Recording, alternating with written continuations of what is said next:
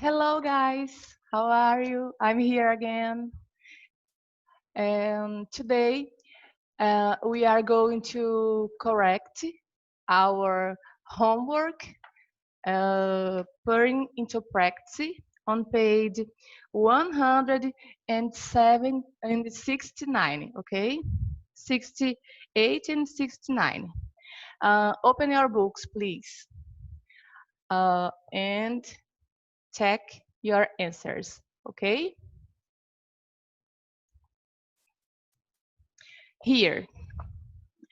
Pessoal, aqui nós vamos corrigir agora o nosso praticando, que eu tinha passado para casa na aula anterior. A primeira questão, essa aqui, da página 168, e aqui mostra um anúncio, tá, pessoal? É uma questão da Unesp. O anúncio refere-se, gente, aqui diz assim, use electricity wisely. Bom, eu sei o que é use e eu sei o que é electricity. Sei o que é isso. Agora, eu não sei o que é wisely. É uma palavra que não é tão comum. Então, o que seria isso? Bom, eu não sei. Seria fácil para mim conseguir a resposta dessa questão? Aqui já está respondido, né? Vocês já podem observar que já está respondido. A alternativa é a alternativa D. Mas eu tenho que observar bem quando for uma figura, quando for um cartaz, quando for um anúncio, quando tiver imagens, eu tenho que analisar bem a imagem. Como vocês podem analisar, nessa imagem aqui, nós temos a grande parte dessa imagem está aqui escura. Então, aqui diz para a gente usar a eletricidade de modo sábio. Usar a eletricidade sabiamente. Esse wise é sábio. Wise quer dizer sensato, prudente. E esse ly é o nosso advérbio de modo na língua inglesa, corresponde ao mente da língua portuguesa. Então, wisely seria sabiamente, prudentemente. Então, assim, se eu não sei a tradução, eu tenho que observar a imagem. Aqui, nessa imagem, eu posso observar que boa parte está escuro e somente essa parte onde tem o letreiro está iluminado. Isso serve para quê? Para mostrar que a energia ela não deve ser gasta de qualquer maneira, não deve ser gasta de qualquer jeito, assim desregradamente. Então, eu tenho que observar bastante a imagem para poder encontrar a resposta, já que me faltou o vocabulário para saber o que significa essa palavra, essa última palavra, esse wisely. Então, o anúncio refere-se ao uso consciente da energia elétrica. Então, a alternativa correta seria a letra D. Então, por mais que eu não saiba a tradução de todas as palavras, eu tenho que fazer uma análise, eu tenho que ir por eliminação, eu tenho que fazer uma análise da imagem. Isso quando houver imagem na questão. Isso é muito comum no Enem, pessoal. Muito comum no Enem. São questões desse tipo que aparecem lá. E que eu vou ter que fazer a análise da imagem, certo? Então, vamos para a próxima questão. O que diz a próxima questão? A próxima questão diz assim, considerando-se o propósito do anúncio, a oração que poderia fazer parte de um contexto a ser incluído nesse anúncio é, aqui, pessoal, se eu não sei o que é turn, né, turn on, turn off, mas assim, eu tenho a ideia do que quando praticamente todo aparelho hoje tem o on e tem o off. O on, que é ligar, e o off, que é desligar, né? Então, nesse caso, eu já descarto de cara todos os que têm o on. Por que eu descarto todos que têm o on? Porque nós estamos falando em economizar, em usar a energia de maneira prudente, de maneira sábia. Então, todos os que têm o on, eu já vou descartar. Então, por eliminação, que nem eu tenho que fazer lá no Enem, eu já eliminaria todos os que têm o turn on, certo? Então, eu eliminaria a letra A, a letra B e a letra D. O que é que me resta? Me resta a letra C e me resta a letra E. O que que diz na letra C? Na letra C, diz assim, desligue as luzes quando não houver ninguém na sala. Isso é uma coisa muito, muito prudente. Então, obviamente, a resposta correta é essa. E o que é que diz a letra E? Desligue as torneiras enquanto você estiver tomando banho ou, aliás, escovando os dentes ou se barbeando. Bom, nós não estamos falando do desperdício de água, nós estamos falando do desperdício de energia elétrica. Então, não teria como ser a letra E, apesar de ser uma coisa sensata também, de ser uma coisa prudente. Mas, nesse contexto, não serve, porque nós estamos falando da economia de energia elétrica e não de água. Então, a alternativa correta seria a letra C. Então, essa aí dá para fazer por eliminação numa boa e vocês conseguiriam acertar, com certeza. A próxima, que também fala de uma coisa que é bastante frisada ultimamente, que é recycle, que é reciclar, reduce, que é reduzir, e reuse, que é reutilizar.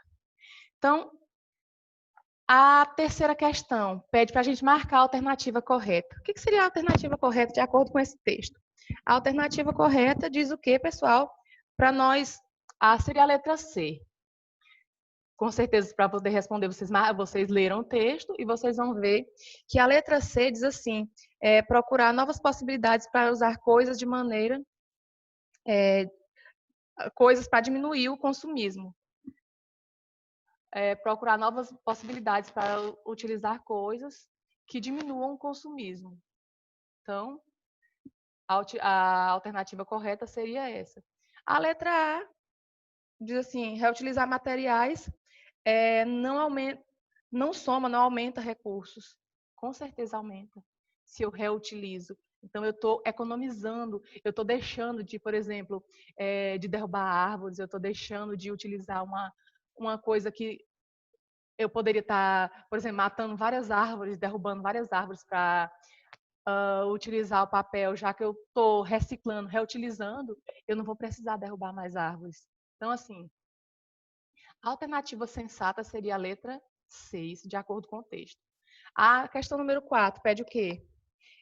Que há algumas das preposições que são encontradas no texto. Gente, se vocês forem analisar, se vocês conhecem preposições, vocês vão ver que em praticamente todas as outras alternativas, excluindo a letra E, em todas elas nós temos algo que não é preposição. Por exemplo, na letra A, nós temos o that, que não é preposição, que é um pronome demonstrativo, e nós temos o de, que é um artigo. Então, teria como ser a alternativa A de maneira nenhuma.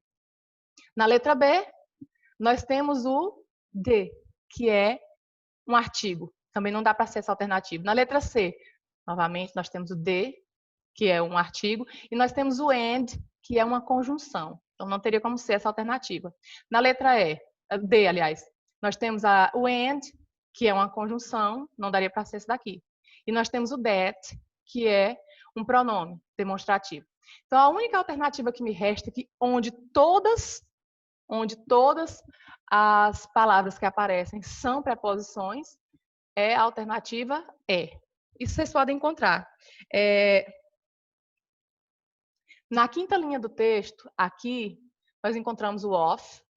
Na primeira linha do segundo parágrafo, nós encontramos novamente o of. Na segunda linha do segundo parágrafo, nós também encontramos o of. Na quinta linha,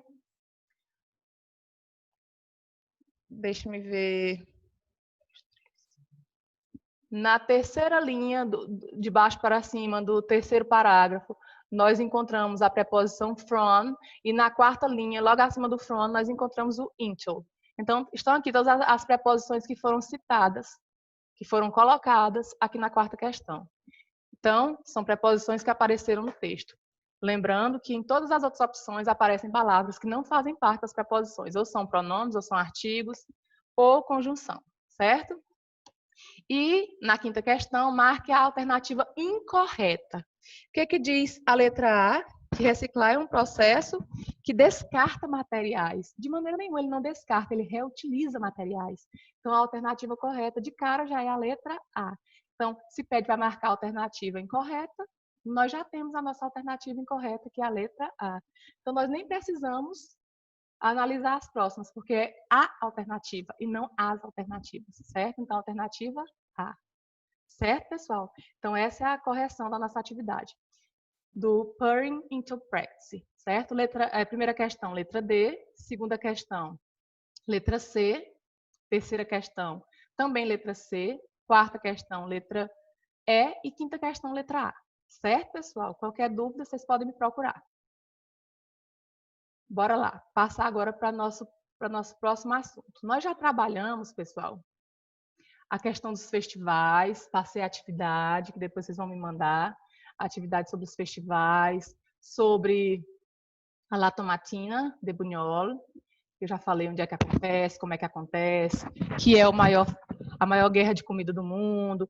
Falei do Ipeng Festival, né, que é o Festival das Lanternas, que para mim é um dos festivais mais marcantes, mais emocionantes, mais legais, que acontece na Tailândia.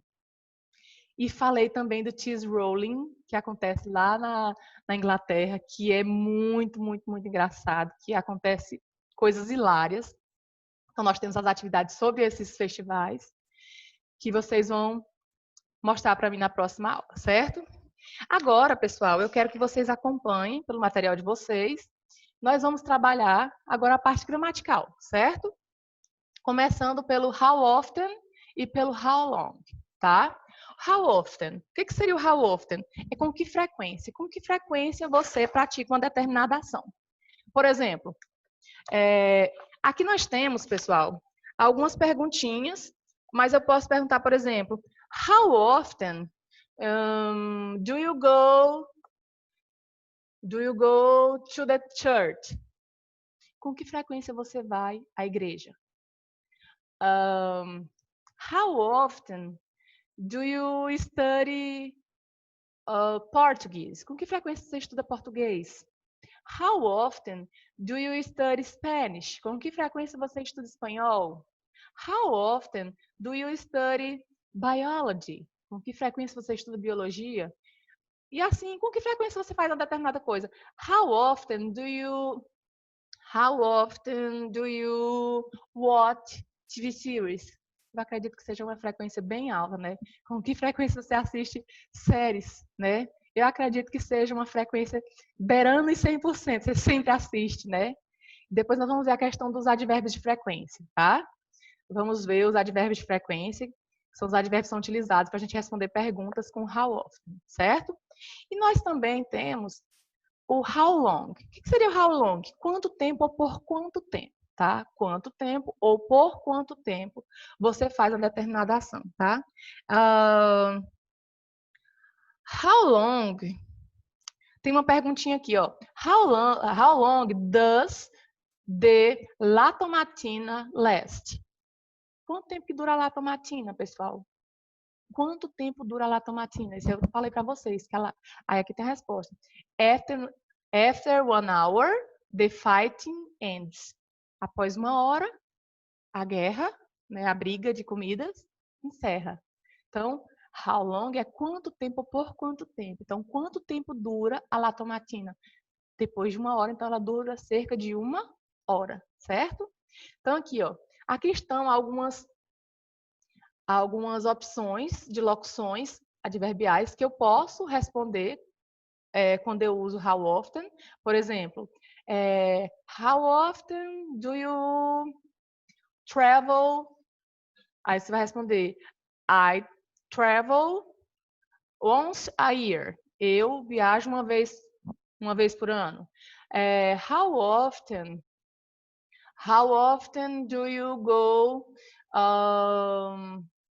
to the church? Aí você vai dizer, twice a week. I go to the church twice a week. Eu vou à igreja 2 vezes por semana. E assim aqui tem vários, ó. Once a year, once quer dizer uma vez. Twice quer dizer 2 vezes. 3 times, ó. Once, uma vez. Twice, 2 vezes. E a partir do 3 você usa a palavra times, né? 3 times, 4 times, 5 times, ok? Então, once, uma vez. Twice, 2 vezes, e a partir da terceira vez se usa 3 times, 4 times, você vai mudando o número usando a palavra times, certo? Desculpa, falei 3. Mas assim, a partir de 3 vezes, você usa sempre a palavra times. Então, 3 times, 4 times, 5 times, e assim por diante, certo? E aqui, pessoal, nós temos essas perguntinhas aqui, da 1 até a 7, e aqui eu quero que vocês respondam essas perguntas, de acordo com vocês, certo? Então, já vai ficando aqui essa atividadezinha. São perguntinhas bem simples. Então, vocês respondam depois, por favor, e depois me enviem. Mas vamos seguir adiante.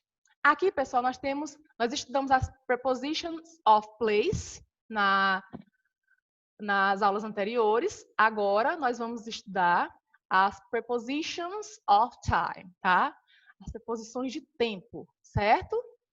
Quem são elas? As mais comuns são o in, o on e o at, certo? As mais comuns. Lógico, nós vamos estudar as outras. Mas as mais comuns são essas aqui. As mais usadas, melhor dizendo, são essas aqui. In. Quando é que ela é utilizada? Por favor, acompanhem, tá? Open your books on page 175, ok? Acompanhem, por favor. Ou acompanhem aqui comigo, mas acho que pelo livro fica mais fácil de vocês observarem.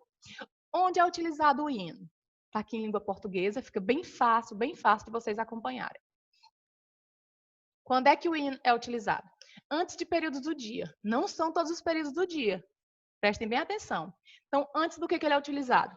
Antes do período morning, afternoon e evening. Ah, professora, faltou night. Sim, porque night não entra no uso do in. Então, por exemplo, I study in the morning, I study in the afternoon, I study in the evening, ok? Sempre que eu for utilizar essas três partes do dia, eu utilizo o in the morning, in the afternoon, in the evening, ok?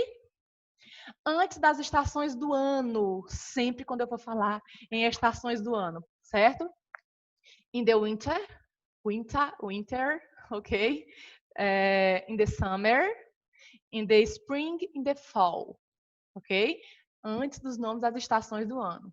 Ou autumn, certo? Também pode ser fall or autumn. Qualquer um dos dois nomes. Então, in the winter, in the summer, in the spring, in the fall. Antes dos meses do ano. Isso se o mês não vier com a data, tá? Se vier só o mês, a gente usa in. Nós usamos in, certo? Então, vamos lá. In January, in April, in May, in March, in December, in November, ok? Sempre que eu for utilizar somente o nome do mês, eu utilizo o in antecedendo. Somente o nome do mês, certo? In March, in April, in May, in June, in July, ok? Agora, antes de anos, certo? Antes do ano, por exemplo, aqui o primeiro ano que aparece, in 1981, in 2000, in 20 years. Então, sempre que for antes do nome do ano, antes de um número de um ano, eu sempre utilizo o in. Lembrando que quando eu for falar o ano, observem, por favor, sempre que eu for falar o ano, eu vou, por exemplo, o primeiro ano que aparece aí, 1981. Eu vou dividir, eu vou usar uma outra cor de pincel, para ficar mais fácil de ver.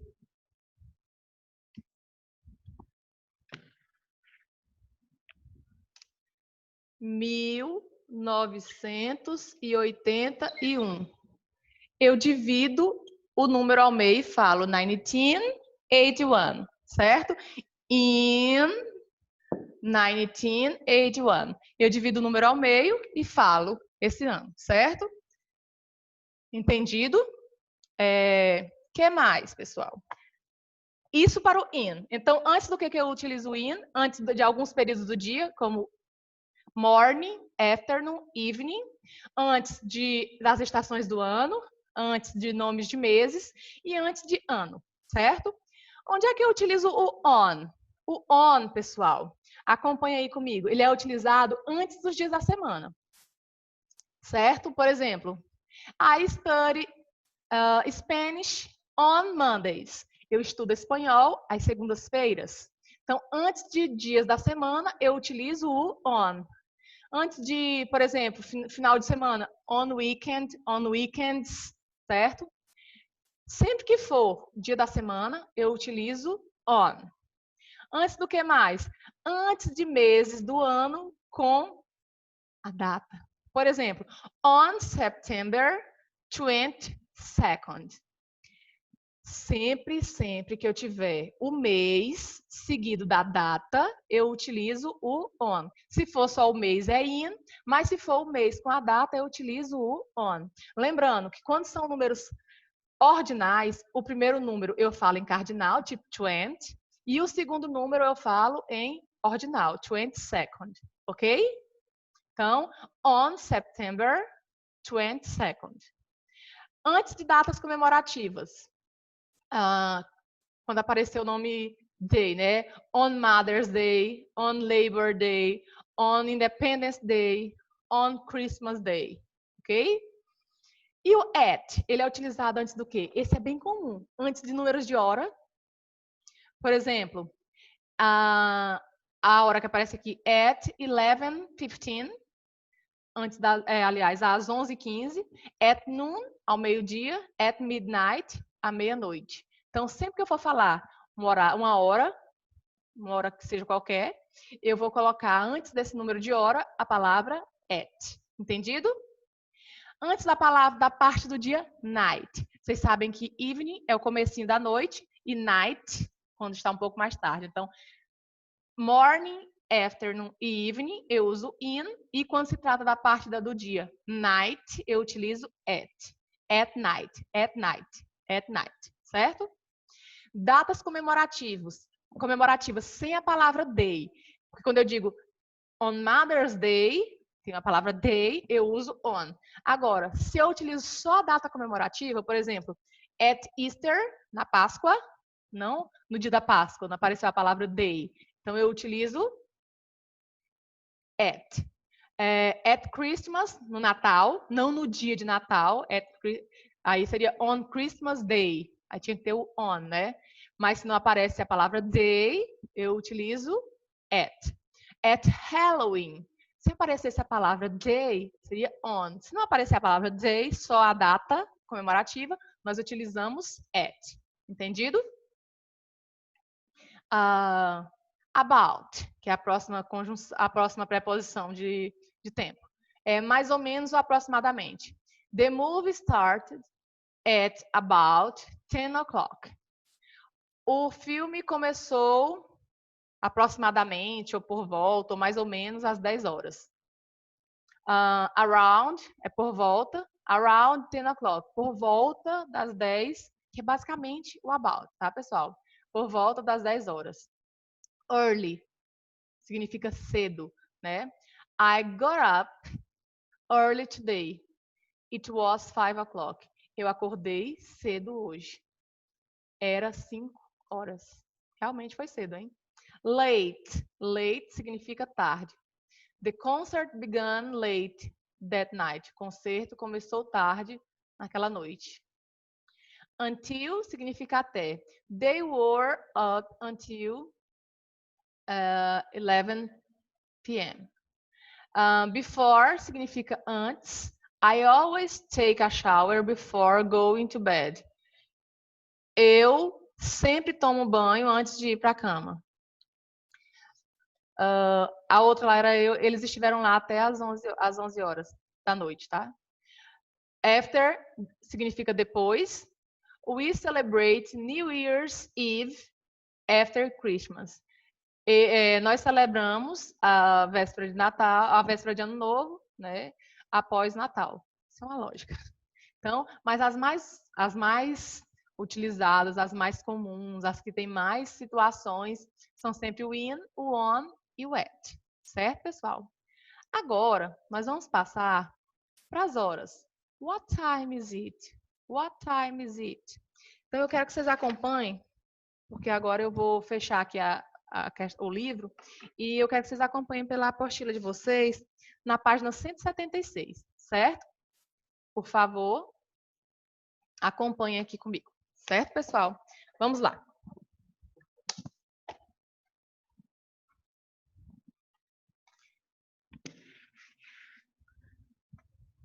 Que horas são? What time is it?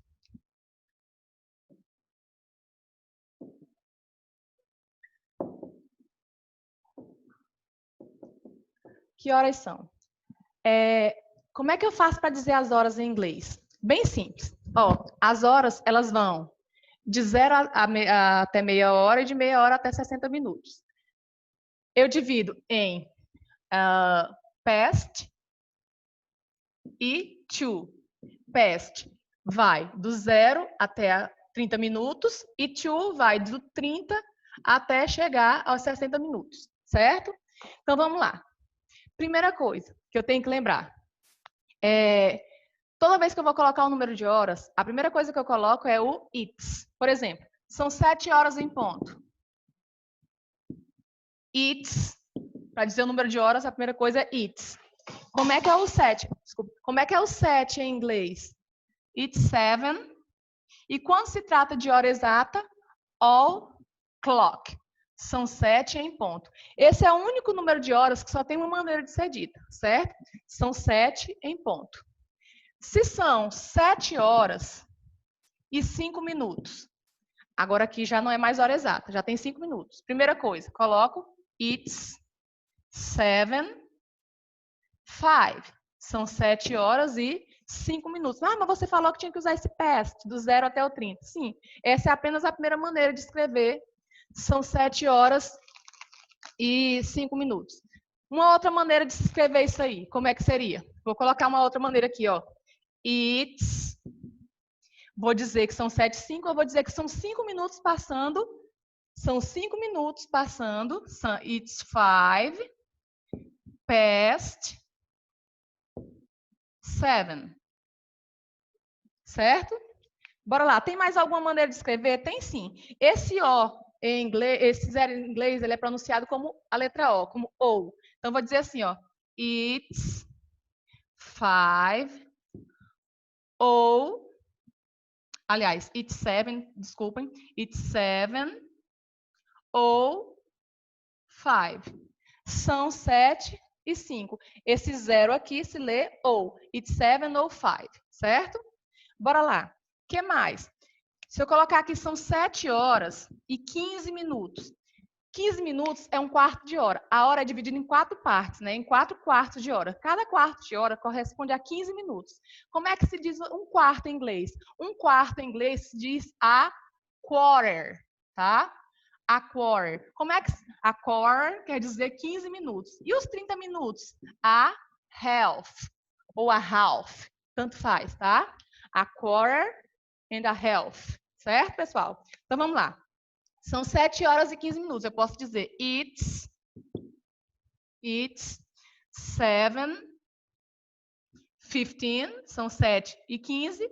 Ou eu posso dizer que é um quarto de hora passando das 7. It's a quarter past 7. É um quarto passando das 7. Certo, pessoal? Bora lá, então. Vamos ver agora aqui. Observem comigo, são 7 horas e 30 minutos. Gente, aqui o 7:25 é a mesma coisa? São 7:25 ou são 25 passando das 7? Até eu chegar no 30, você usa essa palavrinha past, que é passando. Então, vamos aqui para 7 horas e 30 minutos. Como é que fica? Vai ser it's 7:30. São 7:30. It's 7:30. E como é que seria? São meia hora passando das 7. It's